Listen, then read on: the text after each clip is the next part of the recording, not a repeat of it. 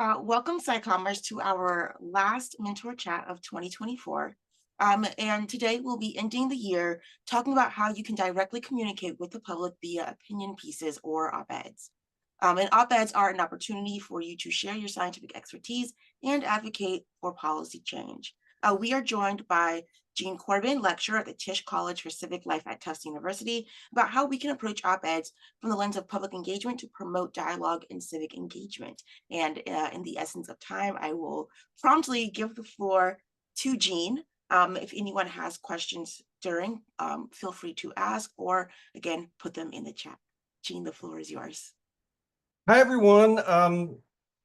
It's so great to be with you all, and I'm so appreciative of this invitation. I am primarily going to talk some about a course I developed for Tufts University, and hopefully I want this to be engaging. Hopefully have a couple of activities and have some discussion with you all as well. And there we go. So again, I'm Gene Corbin, a lecturer at Tisch College for Civic Life at Tufts University. Students through Tisch College at Tufts, as you all may know, can major in civic studies. So it's a unique program at Tufts. This is me with my 8-year-old daughter, who's the pride and joy of my life, with Jumbo, who is Tufts mascot. That's in front of the Tisch College building, Barnum Hall.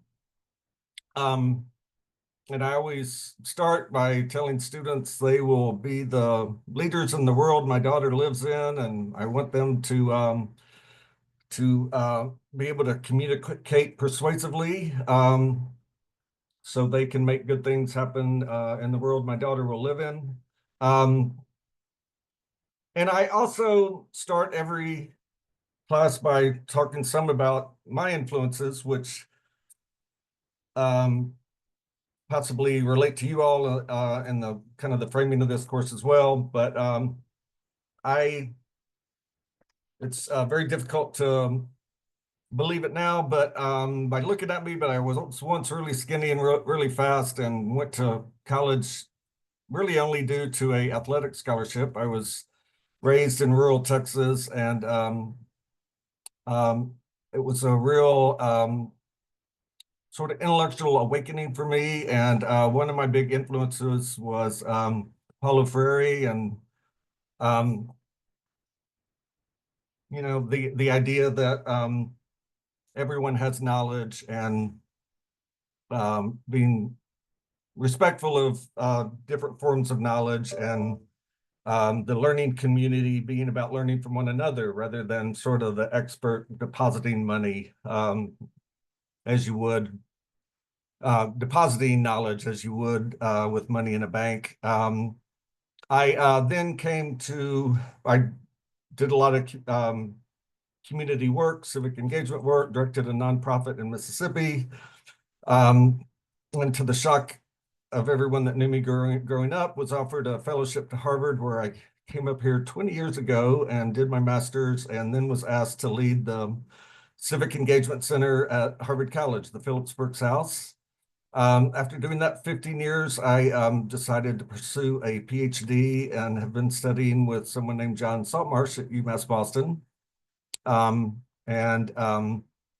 down to the dissertation. I think some of y'all are students, doctoral students as well. Is that right?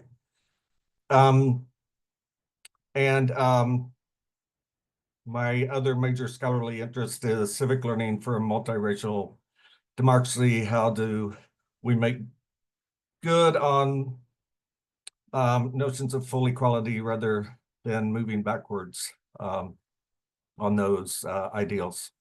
So that's a little bit about me. But especially with the Freirean focus, the class is very much a learning community. And I learned a lot from students. I was asked to develop this course, and communication is not really my expertise. So I am have learned a lot and continue to learn a lot from students. This is the course description. I'll let y'all skim it real quick.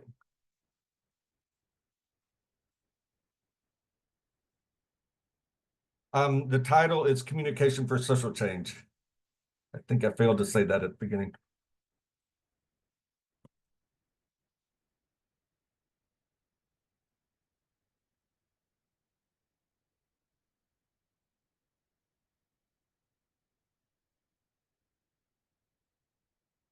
Sorry.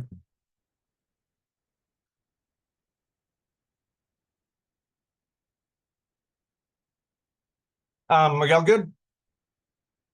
Please feel free to speak up. And I lost y'all somehow. There we go.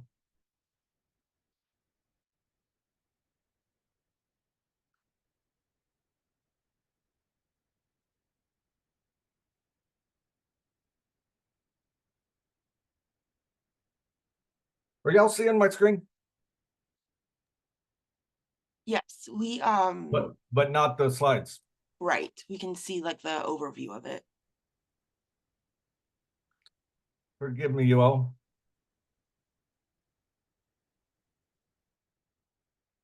It's not popping back up. There we go. All right. So if you read all that, stated more succinctly, the class looks at leading theories and empirical evidence on communication and especially persuasion. And every time we learn something, they directly apply those learnings to the development of communication skills. And the goal is for students to leave the course with confidence in their ability to persuade others on the importance of civic social issues, and the feeling confident in their ability to get others engaged in social justice issues that matter to them. Maybe stated even another way, this is seems to capture the world we live in, a lot of noise, very little persuading others to see the importance of issues or get involved in them. Echo chambers with people that already see things the same way and are already involved in the same things. There's one textbook or one required text, which if anybody's interested, this is incredibly accessible. And a lot of times what I like about it is it covers all the different modes of communication, written, verbal, digital, but I generally use it to kind of introduce different things. And then we dig deeper through different articles, a lot of videos. So I'm gonna talk some about the learning outcomes, starting with knowledge. And I want to pause at the end of this, and if people have questions about any of these or want to hear more about any of them, happy to say more. So we do a little bit around what is communication, the sort of the tree falls in the woods and no one is there, does it make a sound kind of stuff, but not a whole lot. Talk about Aristotle's three modes of persuasion, which you all are probably familiar with: ethos, pathos, and logos. A lot around framing debates and activating mental structures. We read some cognitive psychology, George Lakoff, if some of y'all know his work. Inductive versus deductive communication, going specific to general or general to specific. I make a kind of a Google spreadsheet of all the different organizational structures for communications that we cover in the class. And one of One of them that's frequently used in political speeches is called Monroe's Motivated Sequence. But then I voted the next one because we spend about a third of the class on it. Some of y'all may know who Marshall Gans is at the Harvard Kennedy School. Kind of a well-known community organizer. He has what he calls the public narrative framework: story of self, the story of us, and the story of now. And I find this organizational structure very powerful. Students consistently say, no one's ever asked me to talk about myself. And I guess, there's a lot of evidence now that authenticity matters a lot. People are accustomed to very slick communications, and really starting with a story about yourself and why something matters to you brings authenticity. There's some of y'all may have seen this. Sainu Sinek has a TED Talk on this, which I'm happy to share, that it's hard to convince people of anything if you don't start with the why it matters to you, which this framework does really well. So they write a story of self one week, a story of us the next week, story of now the following week, then pull the three together and turn in a written speech, and then they give their speeches in class. Part of that is learning how to tell stories. Again, going back to Aristotle, big emphasis on cognitive psychology, and that it's pathos that is really persuasive to people, which is, we'll come back to this in a second, but a lot of work telling stories, using metaphors, connecting with people's emotions, their values. Cialdini's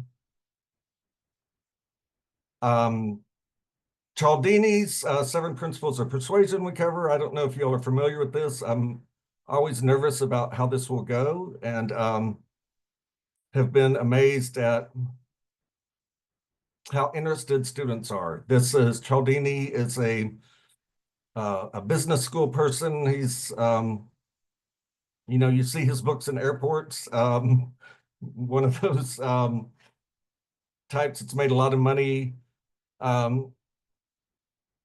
breaking down research on persuasion and then putting it to people in a very accessible way.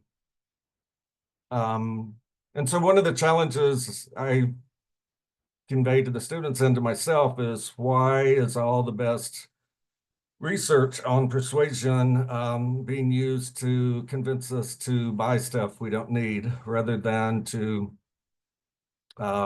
create gender, racial equality, save the planet, etc. We talk about culturally inclusive and anti-racist communication, nonviolent communication, learn the structure of an op-ed, and spend the last couple of weeks talking about manipulative communication. And Mike Caulfield from the University of Washington has that's his SIFT method. The SIFT method is his, and has done a lot of good work on how do you recognize misinformation, disinformation. And they learn how to do a webcast, and their final exam is doing a webcast. Let me stop there. I'm doing a lot of talking. Any questions, comments? I really want this to be a conversation, and I'm already doing what I say I don't do and lecturing at you all. So any questions or comments? Gene, there was a question about the title of the TED Talk you mentioned. Yeah, I knew.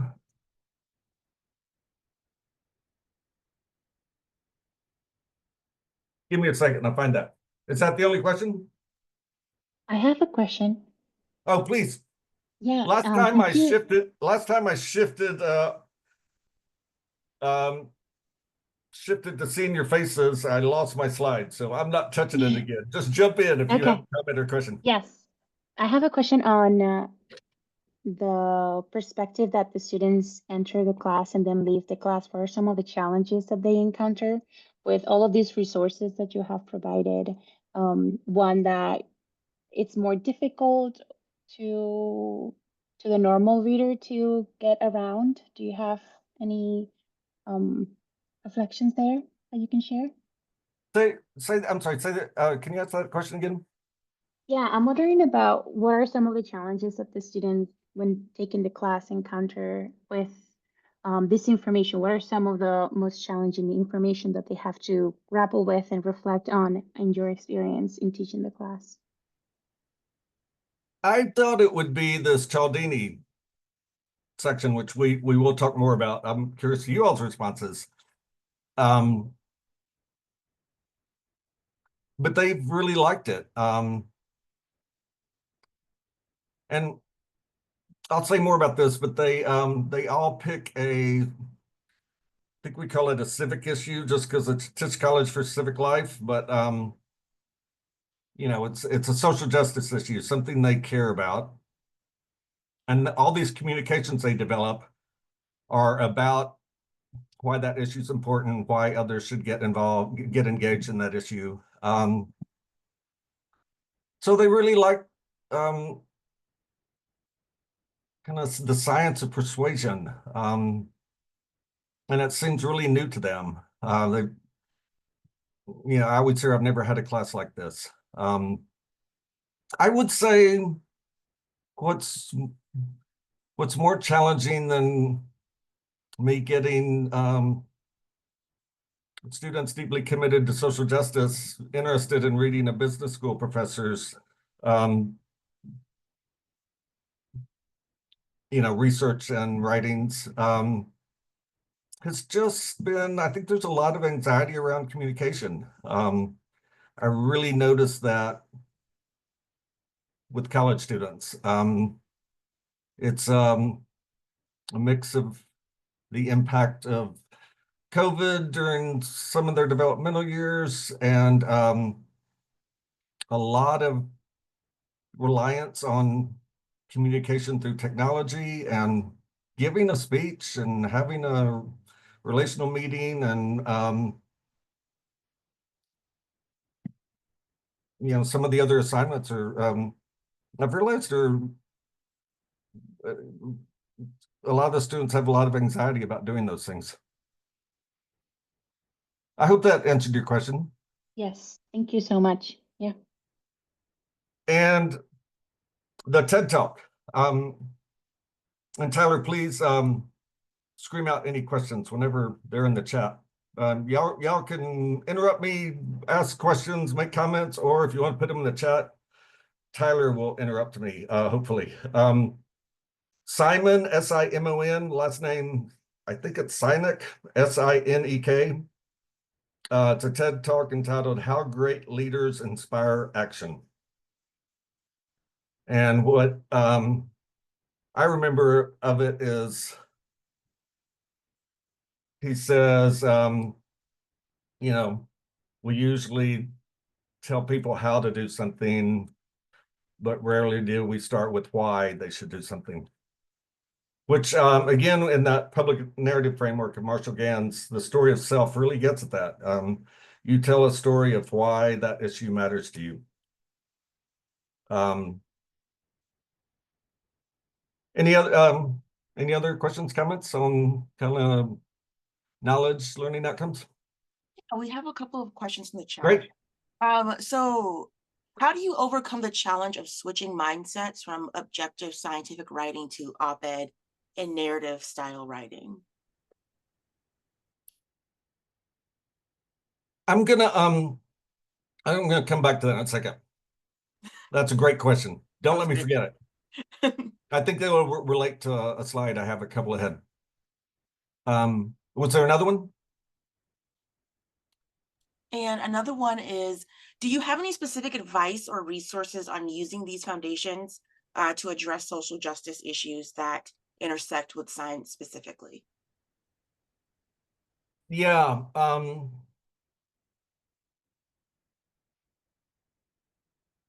Many of the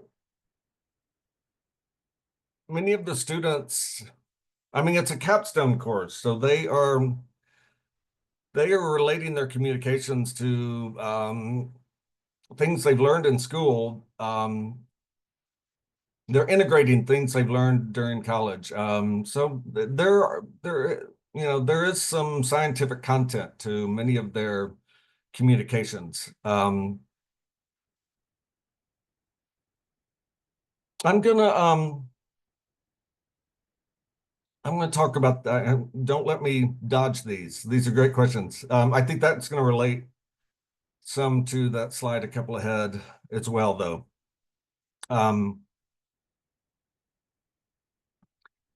So I'm going to come back to those, I promise. And Tyler will tell me if I don't. So we've identified skills. These are all things I want them to leave the course feeling confident doing. Relational meetings, small group facilitation, policy memos. So those typically are very more academic, more scientific than some of the other communications. Elevator pitches, writing a speech, giving a speech, op-eds, using social media. They all have to post something on social media. And they all develop a 20-minute webcast. So we've kind of talked about these things, but we continually come back to communicating authentically, inclusively, and ethically, and a question that has no clear answer, but that we frequently discuss, especially around the Cialdini, those 7 principles of persuasive communication, is what's the difference between persuasion and manipulation? That's kind of a reoccurring question. And, I was talking about their anxiety.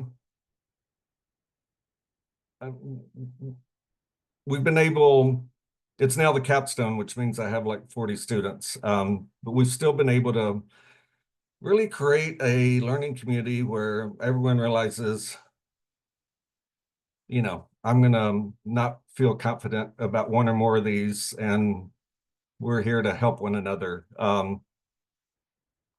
Not, I don't know, people support one another, and kind of, I always see that anxiety decrease. And I also, every communication, they have to talk about who their audience is, but I make a big point of, you're not writing this communication for me as an older white male. Be creative, express yourself, your identities, as long as it will be persuasive to whatever audience you've identified. We put a lot of guests in. That's students last semester. No, this is the first semester. This is 2 years ago. Came to my house. That's my daughter again, giving the peace sign. But that's Abby Phillip from CNN. So I try to pull a lot of people in that know things I don't know, or reinforce things that I've said in class and how they apply them.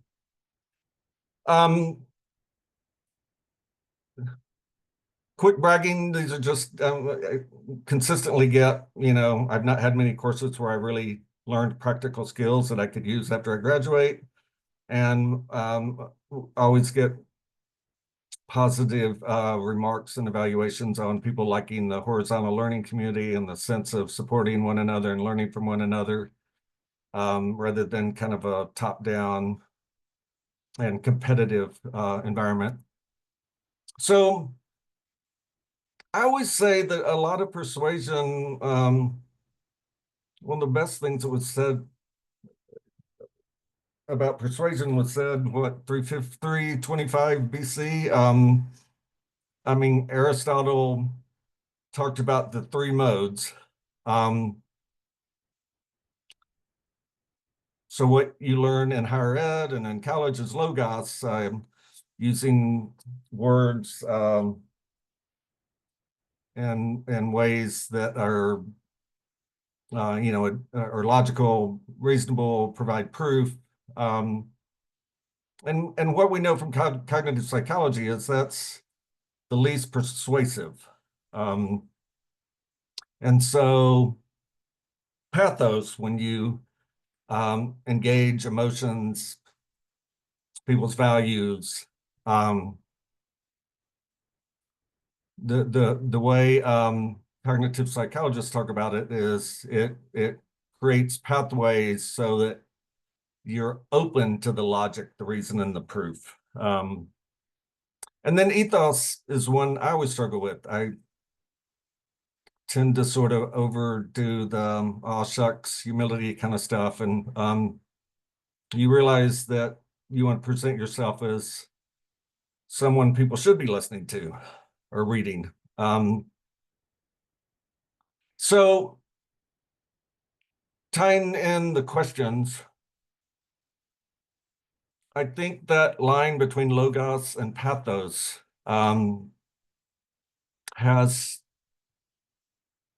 needs to be minded as if you're trying to convince somebody, persuade somebody other than an academic that understands the scientific paper, the scientific talk, you've really got to mix in the logic, reason, and proof with stories, metaphors, appeals to emotion.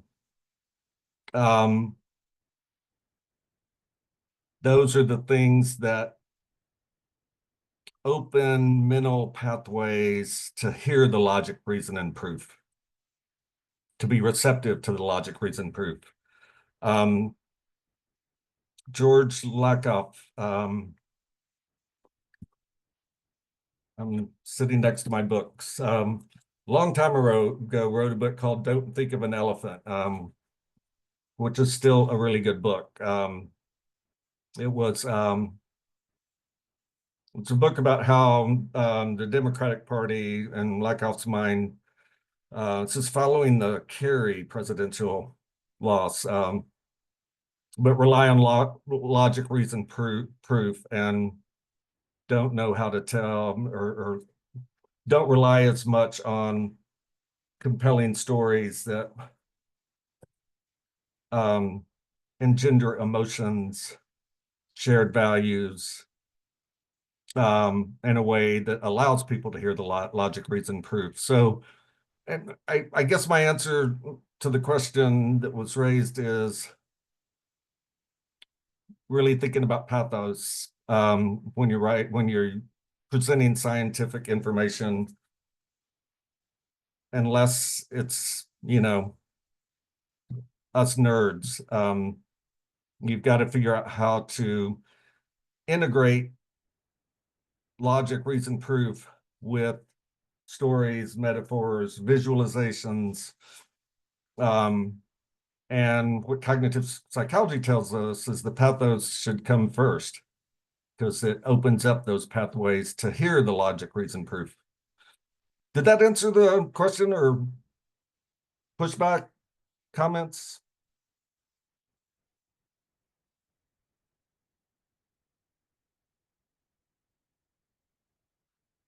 I'm gonna assume that was a convincing response. Yeah, this is Shelley. I asked the question about the just trying to switch mindsets from logos to pathos, I guess, because I feel like I'm so always in the logos world. And it is definitely helpful to just think about leading with pathos. But I think, yeah, I guess just like when I, like as a writer, like when I go down to write something, I'm just so trained to like put all the facts out for, like how do I do that? Like, it's like just thinking about a story. Like if you were to like write, like if I were to sit down and write an op-ed right now or something, it's like, do I just like try to think about like a personal story first that's related to all of this and then build it out from there? Like if maybe talking about some strategies for putting pathos first would help. Yeah, and that's where I make a list of different organizational structures. But again, my favorite is self us now. So a public narrative includes story of self, story of us, and story of now. And so I start with a story about why this matters to me. I frequently I don't know, one of these days my daughter's going to grow up and want compensated for all the times I've referred to her. But I frequently talk about social justice issues or civic issues or in terms of as you get older and you have kids, you think about less about your time frame and more about the time frame of your child and what you want the world to look like for your child. And it's just not hard to integrate that into, I'm really scared with what's happening to our planet. I may get through my life fine, but now I'm thinking about another 60, 70, 80 years that I hope that my daughter will be alive on this planet. So opening with a story like that, and then saying, and here's some evidence that I should be worried. And then story of us is here's why this should matter to all of us. We all want, whether we have an 8-year-old daughter or not, want to leave future generations with a planet uh,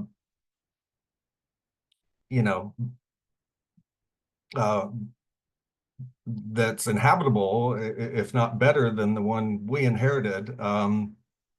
That's values we share. We're not people that don't care about future generations. And then, so you can bring evidence in there, like here's forecast of all the horrible things that are going to be happening in 50, 60, 70 years from now. And then story of now, you tell a story of, let's imagine what this could be like. We could all be working together to address this issue.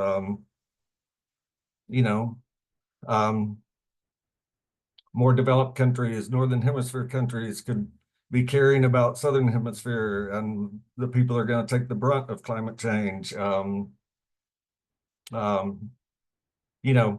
Telling stories that get people visualizing what is this going to look like if we don't change course, and what could it look like if we did whatever I'm asking, whatever I'm recommending. And again, integrating some evidence in with that. But it's not that the 3 sections lack evidence, it's that they're really compelling because of the stories and images and metaphors and appeal to values that come before the evidence.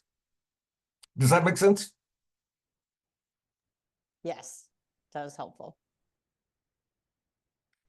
Yeah, I mean, it's amazing. It's amazing how much research has been done that comes back to the brilliance of something that was written in, my memory serves me correctly, like 325 BC.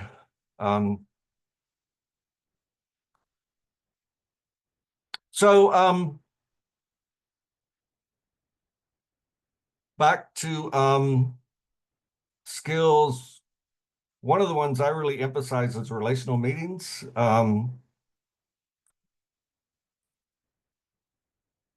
So here's all the skills they walk away with that I think are important to social change.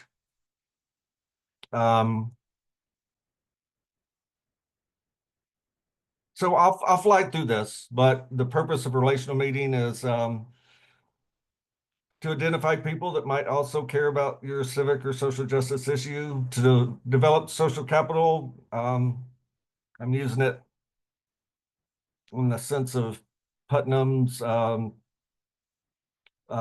relationships characterized by norms of trust and reciprocity. So how do you build a relationship where you could work with someone to overcome collective action problems and advance whatever the civic social justice issue is. And some tips are like being really careful, practicing the ask. Like, Tyler, I'd really like to find 30 minutes to have a cup of coffee with you and talk about this. Here's why. Setting boundaries, people are busy. They want to know that you're really going to respect the 30 or 45 minutes and that it's a public relationship. You're wanting to talk because you want to get their, see what they think about a issue that you care about.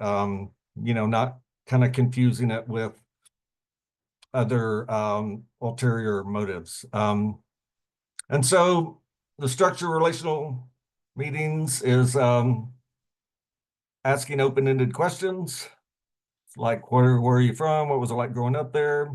How did you end up wherever you are? What do you like about it? What you like about growing up there? What don't you like?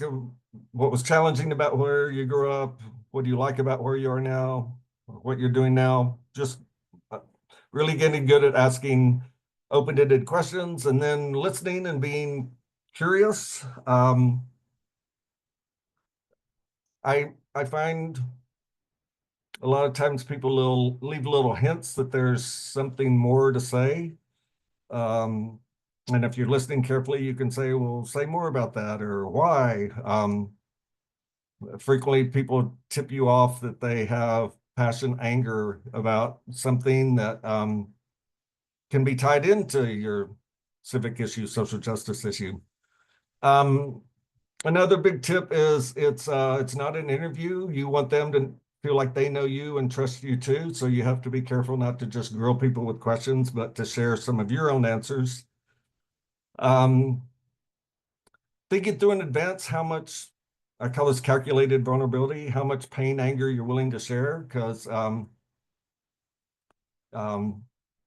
again, in the sense of pathos, stories of pain, anger are compelling, but sometimes you can find yourself being more vulnerable or more emotional than you want to be, and kind of trying to think through that ahead of time. And having next steps like in your mind. Is there a meeting coming up, or, what small thing could they do to kind of start the process of getting involved with you on that civic issue? I was thinking of breaking us up and doing these, but we only have 20 more minutes. What's your thought, Tyler, or anyone else?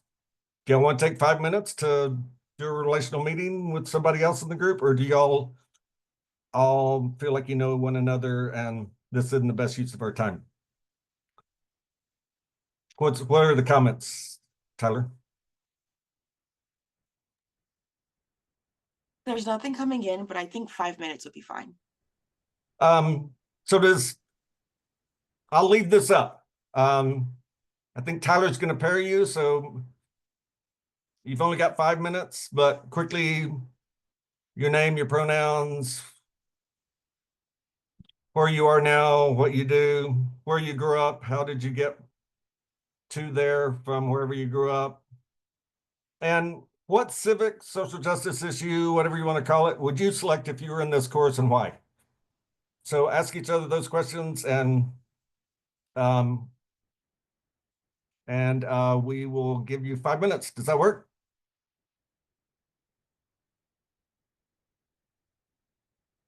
Did you pair yourself with me, Tyler? Or are you staying? Muted. I was gonna say, but we might as well since it's.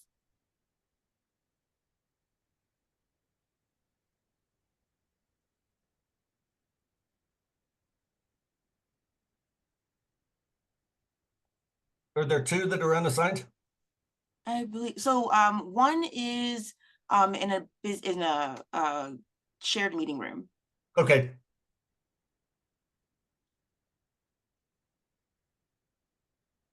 And one is a note taker, like an AI note taker. So any feedback? How's it going? Is this what you wanted or?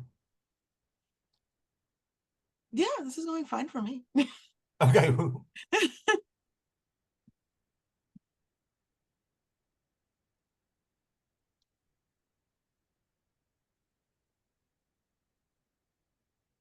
I mean, they're really interested in how it connects to their scientific expertise. Yes. I didn't start the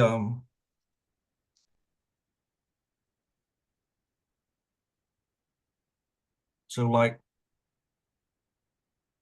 3:17.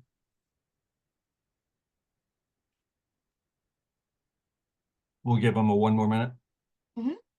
Sounds good. But I don't need to click anything here, do I? Nope. Thank you for handling this. You're welcome. Yeah, you're welcome.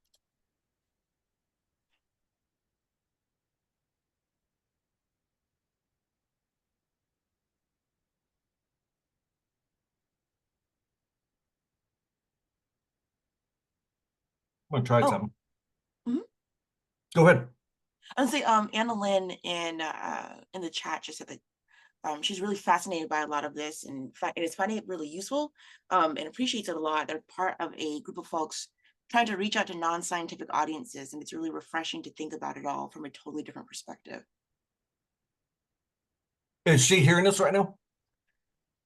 No, she's in Yes, because Anna Lynn is in the shared meeting room, so Anna Lynn is still just out. Okay. okay. No, that's terrific. I'm gonna make a note to talk a little bit more about that. Mhm. I mean, the question is, who is your audience? And I guess a question about that is, I know like typically you would know who your audience is, like if you are specifically writing a piece for like a specific outlet or you're giving a talk to a specific group. But like when you are, I guess like when you're like, I guess like if you were writing like on your own, like self-published, like personal blog or like a medium, and you want to capture audiences, is it a like better to decide who your audience is before you start writing anyway? Definitely. Still, yeah.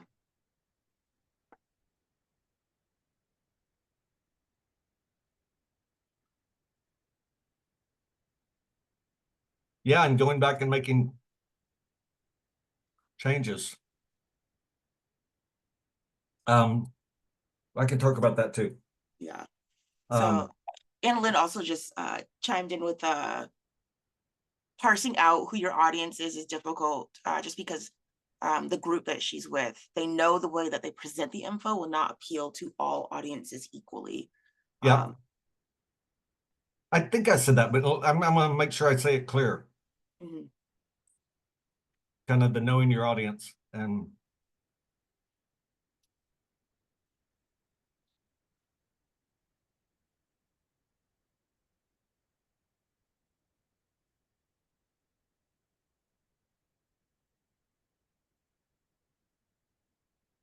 so I'm joining on my other computer.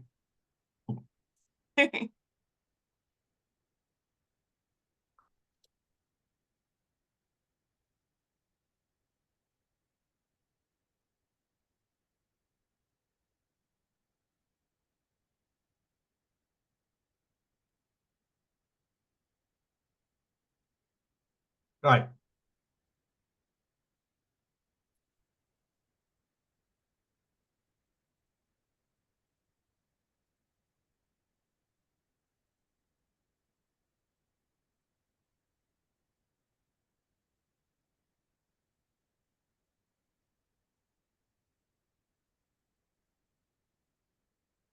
So we should tell them they have 1 more minute. Okay.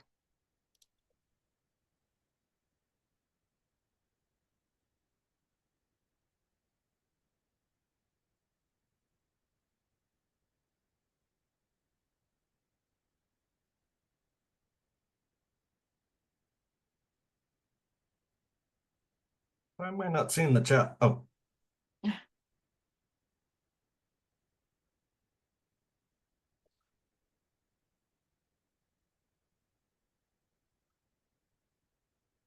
All right, now I can see y'all's faces in the chat on my other computer.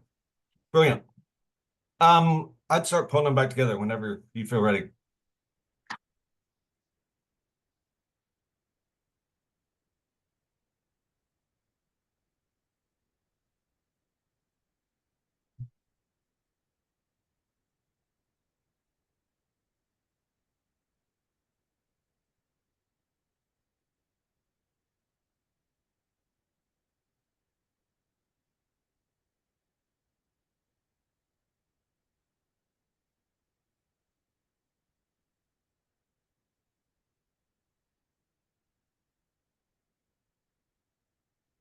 Oh my God.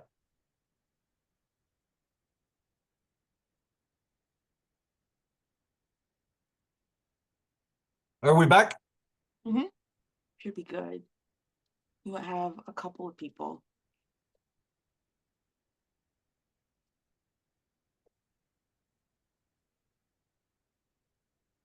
So we may have a couple more still rejoining us, but I'm curious, maybe a couple of reactions. How'd that go? Fantastic. That was really fun. And I was one of the people who was going to say, like, let's just move on. I don't know what I'll get out of this, but that was fantastic and super interesting and fun. Well, yeah, what I think was funny was there were 14 people before you mentioned that. And then as soon as you said get together, 4 people dropped off. And I was like, all these science communicators that are like introverts. And we've got 2 back now. So I think interesting. Cialdini, Robert Cialdini, the business school professor that's written a lot about persuasion. One of his books is called Persuasion, where he talks about a lot of what is persuasive is what you do before you want to persuade someone, like having a relationship with them. And anytime I do this training with a group, not that I did much of a training with you all, you just feel the energy change after people have shared a few stories about themselves with others. So another thing I thought, well, I'm gonna go back to a couple of questions. Just to hit the point home, you really need to know your audience. If you're writing to a scientific audience that is used to jargon and used to terms and APA citations and don't waste time on stories and metaphors and visualizations, of course, that's how you communicate to them. But my sense from the questions is people are really interested in how do I communicate beyond that audience. And so what I tell my students is a lot of what this course is about is unlearning things you've learned the last 3.5 years.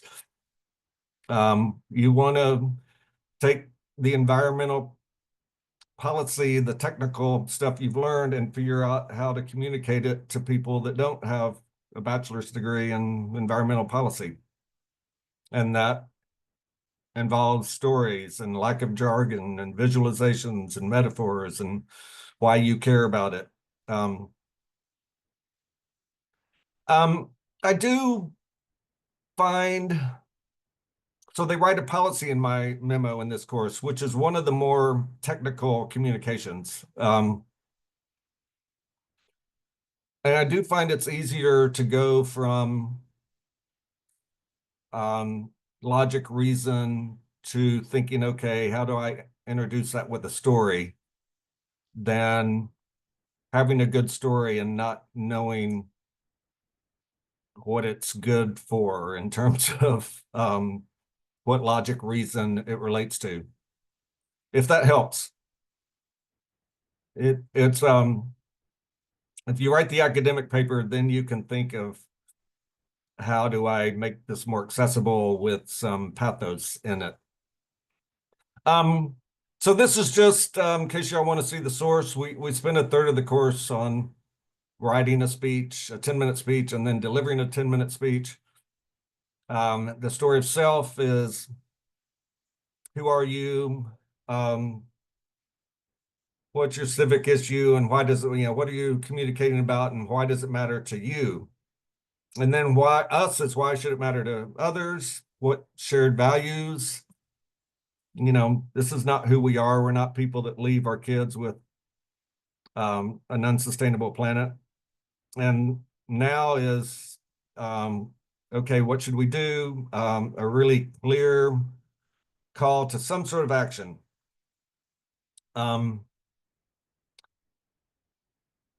So this is kind of a reminder I give them right before they write and give their final speech. There's too much. One of the communication I'm horrible at is slides. I always have way too much text on them. So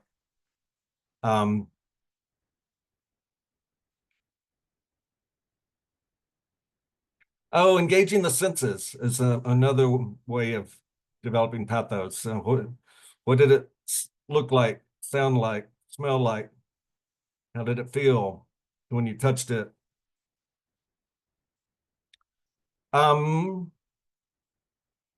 So I want to talk a little bit about Cialdini. He is a PhD, behavioral psychology. So every time you're convinced to buy something you don't need, Cialdini is somehow behind it. Just to it says exactly 7 million copies of the 2 books that are listed up there in 44 different languages. So what Cialdini's doing is taking some of his own research, but also just, his books are incredible literature reviews of all the different research done, and primarily behavioral psychology, about why people make the decisions they do. And he identifies these heuristics, these kind of shortcuts in our minds that make us do things. This relates to y'all may have seen the more recent book, the Fast Talk and Slow Talk. Thinking Fast and Slow, Daniel Kahneman, Kahneman. It's the same thing. Sometimes we think things through, but there are sort of pathways in our brains, heuristics that make quick decisions based on very little information. And if you know what those heuristics are, you can persuade somebody or influence people more easily. And so here they are.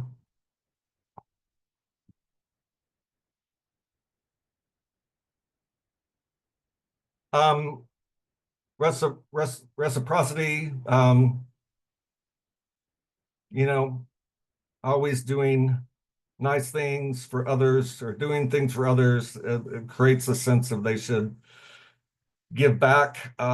This is an amazing one, but a lot of decisions are made, or people are more easily persuaded by people they like. But the easiest way to get someone like you is to listen to them. It seems kind of obvious, but we try to convince them of something instead of just listening. Why does climate change matter to you? And shutting up and listening. People like you more when they are talking about themselves. You can point out similarities, you give compliments. Social proof, you're going to recognize some of these in advertising. It's kind of the everybody else is doing it, why aren't you? So a lot of ads tell us, you know, here's what other people are doing, you better get in on it. I'll give you an example of this one. I was in Albion, Michigan, and we got data back from the health department that only something like 20% of the people, 30% of the people in Calhoun County, where Albion, Michigan is, had taken the first COVID vaccination. So we sent something out saying this is horrible. Only 30%, whatever it was, have had the vaccine. Folks, you really need to take the vaccine. So what were we, according to Cialdini, what were we communicating? We were communicating the social proof of 70% of the people must be right. So that was a very unpersuasive communication that I was part of, that I should have known better. Authority, if we respect somebody and they do something, we're more inclined to be persuaded to do it. Scarcity, every late night commercial ends with, limited supply, act now. Commitment and consistency is a really interesting one. If you can get people to take a small act, they will want to be consistent. It's kind of like the economic sunk cost concept, although in a positive way. So you're building on things you've already done or already said. And then unity, making people feel like they're part of something. You're one of us and we're all acting on, this is what good people do, this is what Americans do, or this is what scientists do. You're one of us and this is what we do. Are these at all interesting, helpful to you all? Comments? Questions?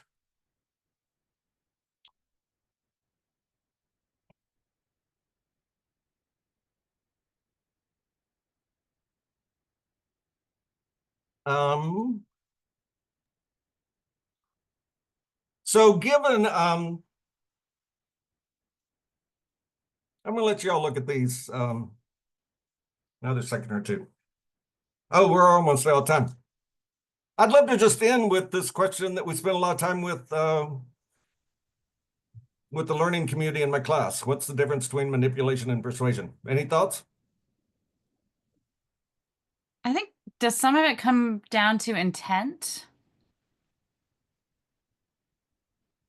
I'm going to answer your question with a question. Yeah, and I don't have an answer to this question. Something we always wrestle with in class. When I first started learning these skills, this really bothered me because I felt like I was going to be manipulating people. And the way I've come to terms with it is persuasion is helping someone come to a conclusion that they would have come to on their own, right? So you're not trying to change their values or hammer something into them. And manipulation is making someone do something that's either not in their best interest or that they wouldn't do on their own. Like they're taking action against themselves. And that's my personal definition. Never heard or read that anywhere. I like Anna Lynn said, manipulation seems to imply you getting something out of it when you try to change someone else's mind. And or persuasion Diane. is in respect to agency of the individual, from Diane. Yeah. The two that I think of the most and that come up the most in conversations are what you all just said. Always telling the truth, not misleading people with lies or omissions of information. And secondly, really believing that whatever you're persuading people to do is in their best interest. But it's a tricky question. And I'm happy to share a bibliography with or references with Tyler if you, but the most kind of the low hanging fruit is Cialdini. And if you study the stuff, you can really see how you can get people to persuade people to do the things you want them to do more easily. And it's not doubling down on logic and reason. I dropped I dropped in the chat Catherine Hayhoe. Have you heard of her, Dr. No, but thank you. Yeah, her TED Talk has, I don't know, 10 million views or something. I mean, it's amazing, but she's a climate scientist. She's based in the most conservative county. I think it's McAllen, Texas. She's grew up evangelical Christian. So she talks about really knowing your audience and their values and their sticking points so that you can better address them. Her TED Talks are just master talks. She's got a newsletter. She puts out content frequently on LinkedIn. Very, very clear communication, very persuasive, but fact-based. I think you'd really enjoy getting to know her research and her perspectives. And then the other one, Jackie Banazinski, is a Pulitzer Prize winning journalist, most recently taught at University of Missouri. She lives in Seattle part-time. She gives talks on story structure, but she won the Pulitzer for writing about two male farmers, one who had HIV/AIDS in the late 80s in Minnesota, and how that really changed people's hearts and minds of, thinking, oh, these people aren't that much different from how I am. And a lot of, I think it really relates to what you were saying. Yeah, thank you so much. If you have a chance, pop the other name in the chat. I'd love to. Yep, she's in there. Thank you. Awesome. Thank you so much. Well, Tyler, I'm seeing I'm over time. I'm happy to hang on, but I want to be respectful of people's time. I think that would be fine. If anyone wants to stay on, you can, but I understand if people need to leave, and I do want to respect everyone's time.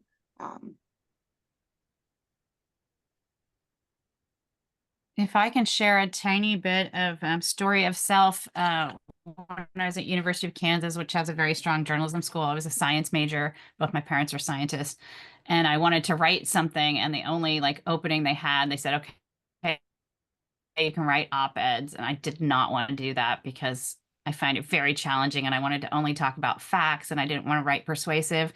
And I found some of my clips, actually cut out newspaper, faded, from 1989, 1990.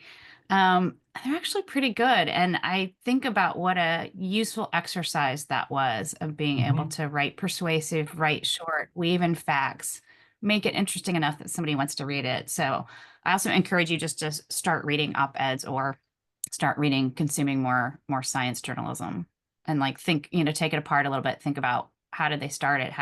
Did they hook your attention with the first sentence or not? That type of thing. Terrific. Yeah, the first sentence in op-eds are pretty critical. And more so, I think. I mean, there's just so many sources of information now that you have to hook people pretty quickly.